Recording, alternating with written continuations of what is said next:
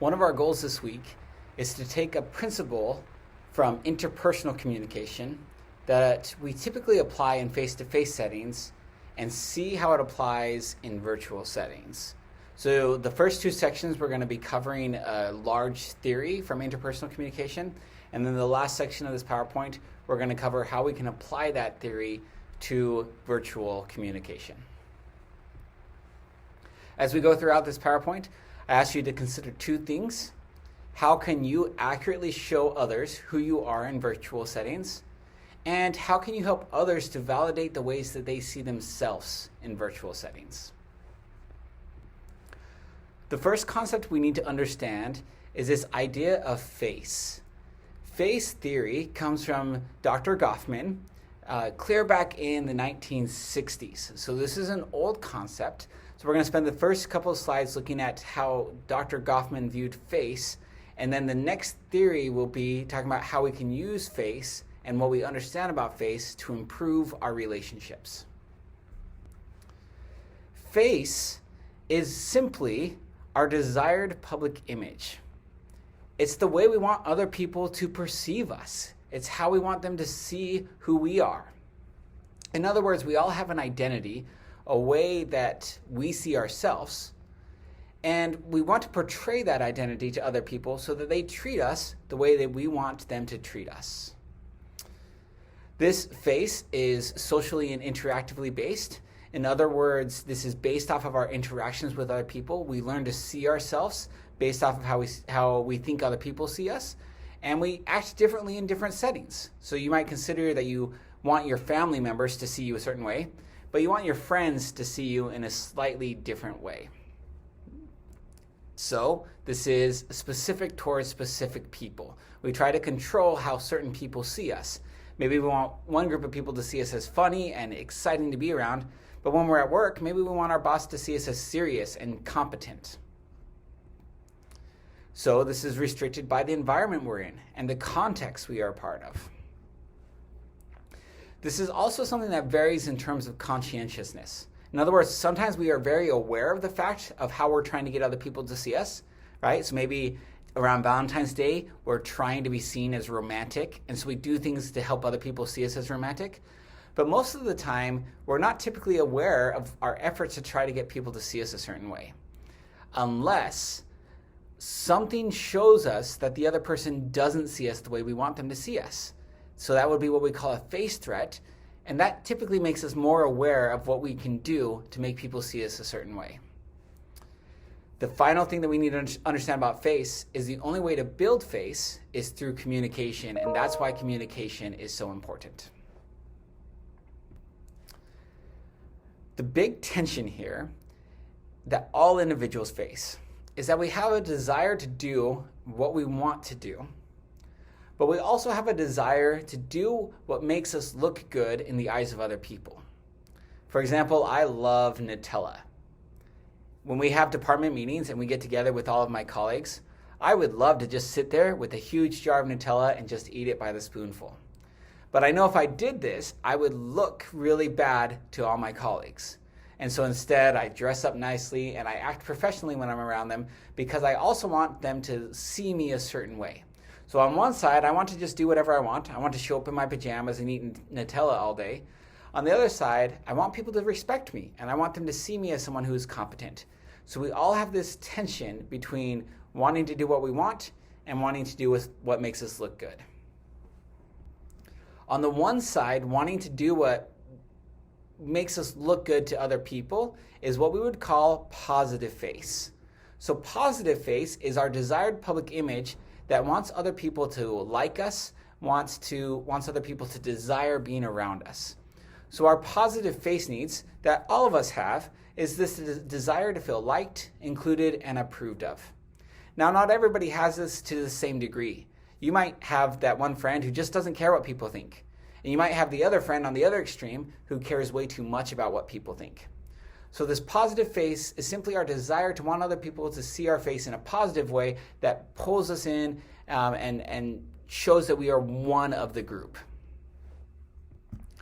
On the other end of the continuum, is negative face, which is our desire to do whatever we want to do without worrying about what other people are thinking about. So we want to be seen as competent. We want to be able to have actions without being impeded on by other people, but without having to worry about what they're thinking about us. So our negative face needs, which are not necessarily the opposite of positive face, right? Negative and positive face are not good and bad face. They're just two different types of face. Negative face would be when we need to feel autonomous and in control and free from imposition. We have this need to feel like we are our own individual and that we can just do things on our own without needing permission from other people.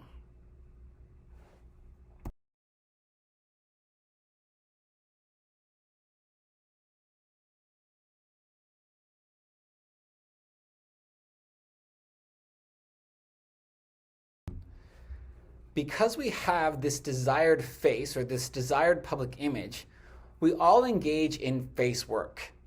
Face work occurs what we would call a priori or in advance to help people see us in a certain way. This might happen consciously where we're thinking specifically about trying to get people to see us a certain way. It might happen subconsciously as we are trying to get people to see us a certain way. But anyway, this is our attempt to create and reinforce the way we want other people to see us. For example, if I want people to see me as a funny person, maybe I go and I practice telling jokes, and then when I go out in public, I specifically try to use humor so that they see me as a funny person. Maybe I want my boss to see me as a competent person, and so I decide I'm always going to show up to meetings on time, and I'm always going to respond to messages as quickly as they come in. So we're putting in the face work or efforts to make people see us a certain way. Face-threatening acts are any communicative act that threatens to change the way that we think other people see us. So perceptions here are really important. If I think somebody sees me as a funny person, then I'm going to feel like my face is good in that area. But as soon as I start to think maybe they don't see me as funny as I see myself or as I think they see me, then my face has been threatened. My desired public image has been threatened. A lot of communication acts are face-threatening in and of themselves. Think about when you have to go and ask someone for advice. That's a face-threatening act because you're showing I can't do this on my own and I need you. So it's a face-threatening act, and it threatens to change the way people see us and the way we want them to see us. For example, as an adult now, sometimes I like to think that I can do everything on my own and I don't need my parents' help anymore.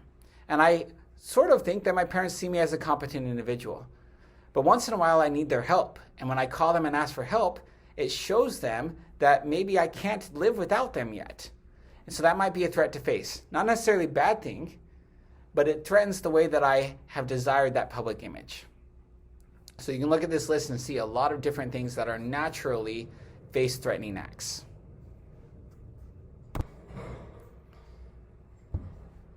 Here's another list of acts that are naturally face-threatening. So these can be actions that either we do or that other people do to us, and they can threaten either our positive or our negative face.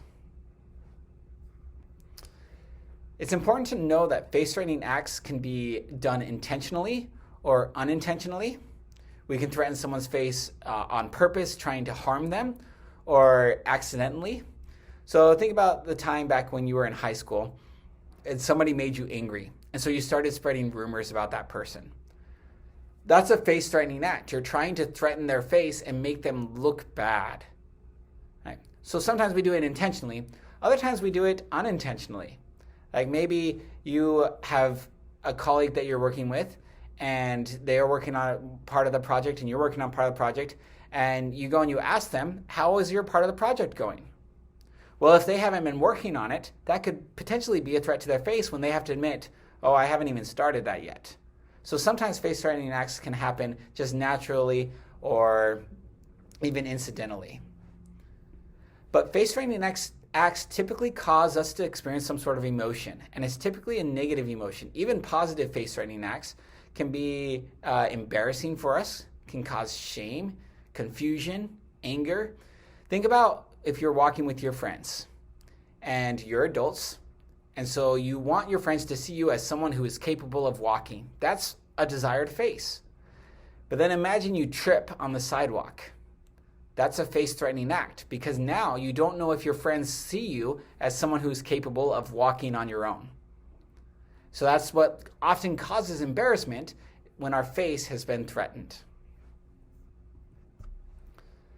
When we have the ability to maintain face, to hold face, to help people see us still in a positive or in the positive or negative face, even during face-threatening acts, that is what we refer to as poise. So you probably have talked to someone who is very poised.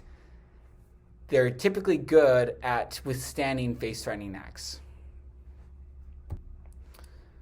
Because we all know that face-threatening acts occur all the time, we engage in communicative behaviors that help us to mitigate face-threatening acts. So when we know a face-threatening act is going to occur, we can use what we call preventative facework to help us save or maintain face before the face-threatening act occurs. For example, if I'm going to give my sister advice on something, and she hasn't asked for advice, but I just have some information that I think would be beneficial for her. But I'm afraid that if I give her this advice, she will feel like her face has been threatened. So to help lower or mitigate the threat to her face, I might use what we call hedging, or lowering the threat of the face. So I might say, I might not know this as well as you do, or I'm not an expert on this, but here's something I think you should try. So in doing that, I'm lowering the risk of the face-threatening act. Credentialing is another example here. Think about a time when you've had someone say, I'm your parent, so it's okay for me to tell you this information. Or even a teacher who says, as your teacher, I need to tell you that you're doing this wrong so that when you go out into the real world, you don't make the same mistake. A sin license is when you mention that everybody is making this sin, so it's appropriate for me to make this a sin as well. So you might say, since all of us are telling embarrassing stories, let me share an embarrassing story that I had. A cognitive disclaimer is when we point out to the other person that we recognize what we're doing is a face-threatening act, and we don't intentionally mean for it to be. Right? So you might say something like, I know you're going to think this is really bad, but it's not as bad as you're going to think, so here's the information you need.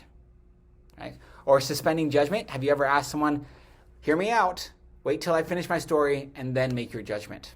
Those are ways that we help to manage our face needs. Verbal self-handicapping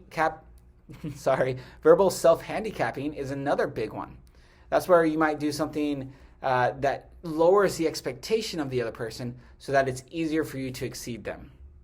For example, imagine you haven't played basketball in a long time and your friends invite you to go play basketball with them. You might say, I'd love to play with you, but I haven't played in years. That way when you show up and you're not very good, they don't judge you for it. But if you show up and you are really good, then they are still impressed with you. But if you go into that basketball game bragging the whole time and talking about how good you are, and then you're not very good, it's going to make you look really bad. So preventative face work is our efforts to help save or maintain face before a face-threatening act.